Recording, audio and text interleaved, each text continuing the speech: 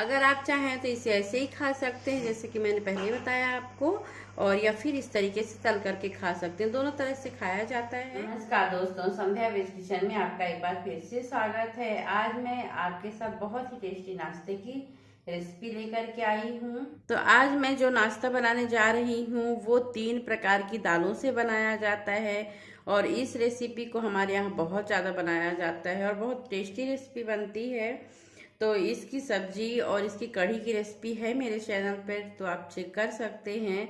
और ये कैसे इसका मेजरमेंट होता है वो मैं पहले आपको बता दूं। तो इसका ये जो चने की दाल है तो ये हमने ले लिया है 4 गिलास। तो अगर आप चने की दाल 4 गिलास ले रहे हैं तो 1 गिलास आपको लेना है मूंग की दाल, और आधी गिलास लेना है ये मसूर की दाल। और इन 3 दालों से ही बनाया जाता है और इसका मेजरमेंट इसी तरीके से रखा जाता है। तो आप ध्यान से सुन लीजिए कि इसका मेजर कैसे रखना है। इन तीनों दालों को पहले हमें अलग अलग पीस लेना है। तो पहले हम मसाले चलिए पीस लेते हैं, इसके बाद हम दालों को पीसेंगे। सबसे पहले हमें मसाले को भूनना है, तो जिसके लिए हमने गैस पे ये पैन चढ़ा दिया है, और 1 बड़ा चम्मच हम इसमें डाल देंगे जीरा, और जीरे को अच्छी तरीके से भून लेना है। तो ये लीजिए फ्रेंड्स, जीरा हमारा भून गया है, तो गैस को बंद कर देना है और इसे एक बर्तन में निकाल लेना है ठंडा होने के लिए। और अब हमें फिर से वही वाला पैन रख देना है गैस में, और इसमें हमें भून लेना है धनिया। तो धनिया को भी अच्छी तरीके से भून लेना है। तो धनिया भी भून गई है, गैस को बंद कर देना है और इसे भी निकाल लेना है। फिर से हमने वही वाला पैन रख दिया है, लेकिन गैस अभी तक हमने ऑन नहीं किया है क्योंकि पैन हमारा गर्म है। इसमें हमें डाल देना है थोड़ा सा तेज पत्ता, थोड़ा सा दालचीनी के टुकड़े डाल देना है, 2 मैं डाल रही हूँ इसमें बड़ी इलायची। तो इन्हें भूनना नहीं है, बस इसी तरीके से थोड़ा सा गर्म कर देना। तो पैन हमारा पहले से ही गर्म था, तो इसलिए हमने इसमें ये सारी सामग्री डाल दी इस तरीके से। थोड़ी सी मिर्ची डाल देंगे, तो ये घर की सूखी हुई मिर्ची है, तो इसी को हमने इसमें डाल दिया। बस इन सारी सामग्रियों को हमें हल्का सा गर्म करना है बस। तो गैस हमने नहीं चालू रखा है, ये देखिए। बस इस तरीके से गर्म पैन पे हमें इन चीज़ों को इस तरीके से थोड़ा सा चला लेना है ताकि गर्म हो जाए। हमें इन्हें भूनना नहीं है, बस गर्म ही करना है बस। और अब हमें ले लेना है एक मिक्सी का जार, उसमें ये सारी सामग्री डाल देंगे इस तरीके से। धनिया ये हमारी ठंडी हो गई है, तो इसे भी डाल देंगे। जीरा भी ठंडा हो गया, इसे भी डाल देंगे। तो इन सारी सामग्री को अच्छे से हमें इसमें डाल देना है और इन्हें पीस लेना है। तो ये लीजिए, मसाला को भी हमने अच्छी तरीके से पीस लिया है, ये आप देख सकते हैं। और मसाला को थोड़ा बारीक ही पीसना है इस तरीके से, ये देखिए। चलिए इसे निकाल लेते हैं एक बर्तन में। तो अब हमें दाल पीस लेना है इसी जार में डाल करके। तो दाल अलग अलग ही पीसिएगा, इकट्ठे में अगर पीसेंगे तो कोई दाल पीस जाएगी और कोई नहीं पीसेगी। तो इसलिए दाल को आपको इस तरीके से अलग अलग ही पीसना है। तो मैं पहले चने की दाल को पीस ले रही हूँ, और ज़रूरत पड़े तो थोड़ा थोड़ा पानी आप इसमें डाल सकते हैं, ज़्यादा गीला मत पीसिएगा। मैं अभी आपको दिखाती हूँ कैसे पीसना है। तो ये लीजिए, इस तरीके से आपको पीसना है, इससे ज़्यादा पतला नहीं करिएगा, ये देखिए। तो थोड़ा सा इसमें हमने पानी डाला है, 2 चम्मच के करीब, ज़्यादा नहीं डाला है। और अब एक बर्तन में हमें निकाल देना है। तो ये लीजिए फ्रेंड्स, चने की जो दाल थी वो पूरी पीस चुकी है। तो अब हमें पीस लेना है मूंग की दाल को। तो मूंग की दाल कम थी, तो इसलिए वो एक बैच में ही आ गई है। मूंग की दाल भी पीस गई है, तो इसमें हमने पानी बिल्कुल भी नहीं डाला है, इसमें बिल्कुल ज़रूरत नहीं पड़ी है पानी डालने की। मसूर की दाल को भी पीस लेंगे इसी में डालकर। तो हमने जाली वाले बर्तन में इसलिए रख दिया था ताकि इनका पानी निकल जाए। तो ये लीजिए, मसूर की दाल भी पिस गई है। तो इन सारी दालों को हमें निकालना इकट्ठा ही है क्योंकि हमें मिक्स करना है सबको। लेकिन हमने अलग अलग इसलिए पीसा है क्योंकि कोई दाल पीस जाती है और कोई नहीं पीसती है। और ये जो मसूर की दाल होती है बहुत चिकनी होती है, तो ये फिर रह जाती, अच्छे से नहीं पीस पाती, इसलिए पीसिएगा, मैं आपको यही सजेस्ट करूँगी। तो ये लीजिए, सारी दालों को हमने इस तरीके से इकट्ठा डाल लिया है। अब इसमें हमें डाल देना है मसाला, जो हमने पीस के रखा है तैयार करके, वो मसाला डाल देंगे। इतना मसाला हमने अभी बचा लिया है क्योंकि कहीं ज़्यादा ना हो जाए इसलिए। हल्दी पाउडर डालेंगे, 1 चम्मच नमक डालेंगे। तो नमक आप अपने स्वाद के अनुसार डाल लीजिएगा।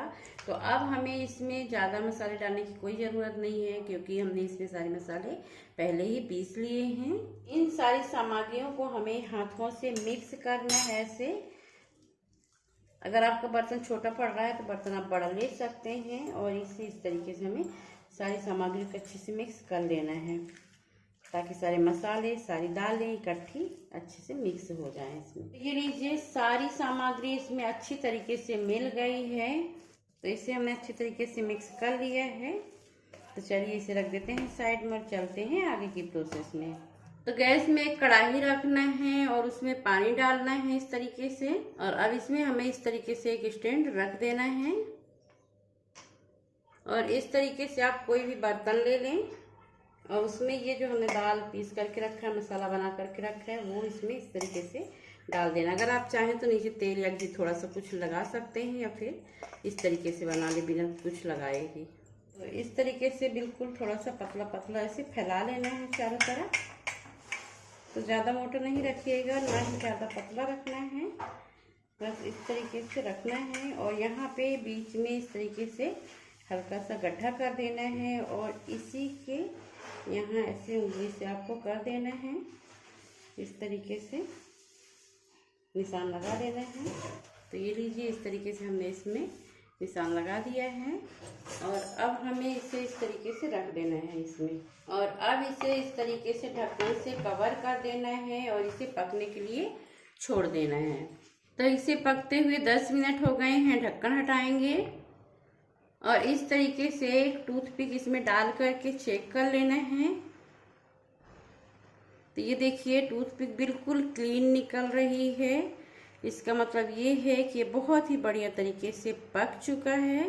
तो इसे हमें निकाल लेना है। प्लेट को इस तरीके से बहुत ही सावधानी से निकालना है, ताकि इसमें पानी जो है नीचे वो प्लेट में भर ना जाए, इसलिए इसे थोड़ी देर ठंडा होने देंगे। इसके बाद इसके हमें पीसेस कट करने हैं।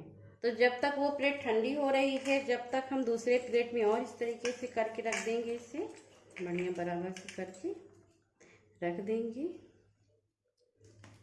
और इसे हमें इस तरीके से बिल्कुल निशान लगा लेना है इसमें कट। अगर आप चाहें तो ना भी लगाएं, बाद में भी लगा सकते हैं, लेकिन हमेशा से हम लोग लगा रहे हैं तो इसलिए हमारी आदत है, तो हम लगा ही देते हैं इस तरीके से पहले कट इसमें। और अब इसे फिर से रख देंगे इसमें। तो ध्यान से रखिएगा, कढ़ाई गरम रहती है। अब लेना है एक मिक्सी का जार, 3 इसमें हरी मिर्च डालेंगे, 7-8 लहसुन की कलियां, 4 टमाटर, थोड़ी सी धनिया की पत्ती, नमक स्वाद के अनुसार डालेंगे। इन सारी सामग्रियों को अच्छी तरीके से पीस लेना है। तो ये लीजिए फ्रेंड्स, हमारी चटनी भी बन करके तैयार हो गई है। तो अब हमें इसके मनचाहे पीसेस कट कर लेने हैं। तो पहले इस तरीके से किनारे से काट लेना है ऐसे,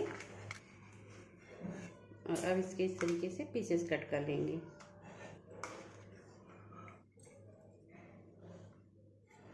तो ये लीजिए, इस तरीके से निकला है। ये देखिए, बिल्कुल क्लीन निकला है।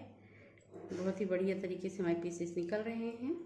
तो इसी तरीके से सारे पीसेस को निकाल लेंगे। तो इसे आप इस तरीके से खा सकते हैं, या फिर एक तरीका और है इसका, जो मैं आपको आगे बता रही हूँ अभी। तो तेल हमारा गरम हो गया है। हमने सरसों का तेल डाला है। आप जो तेल खाते हैं वो वाला तेल डाल सकते हैं। और एक एक पीस इस तरीके से हमें उठा करके इसको डाल देना है। तो ये सरसों के तेल में ज़्यादा टेस्टी लगता है। हमारे यहाँ इसे सरसों के तेल में ही तला जाता है, तो इसलिए हम इसे सरसों के तेल में ही तल रहे हैं। तो ये लीजिए फ्रेंड्स, इंद्रहार हमारी पक चुकी है। तो हमें इसको इतना ही पकाना है और इसे इस तरीके से हमें निकाल लेना है। तो हमारे यहाँ इसे इंद्रहार बोला जाता है। तो जितनी आपको खानी हो उतनी आप तल सकते हैं, बाकी रख दीजिए, बाद में भी आप तल करके इसे खा सकते हैं। तो अगर आप चाहें तो इसे ऐसे ही खा सकते हैं, जैसे कि मैंने पहले बताया आपको, और या फिर इस तरीके से तल करके खा सकते हैं। दोनों तरह से खाया जाता है। और ये तल करके इसकी सब्जी भी बनाई जाती है। तो इसकी रेसिपी पहले से है मेरे चैनल पे वीडियो इसका, तो आप चेक कर सकते हैं। तो अगर आपको हमारा ये वीडियो अच्छा लगता है तो लाइक कर दीजिएगा। चैनल में पहली बार आए हो सब्सक्राइब कर दीजिएगा। बेल आइकन पे क्लिक करके ऑल पे सेलेक्ट कर दीजिएगा, ताकि जो भी नए नए रेसिपी की वीडियो लेकर के आती हूँ आपको सबसे पहले मिले।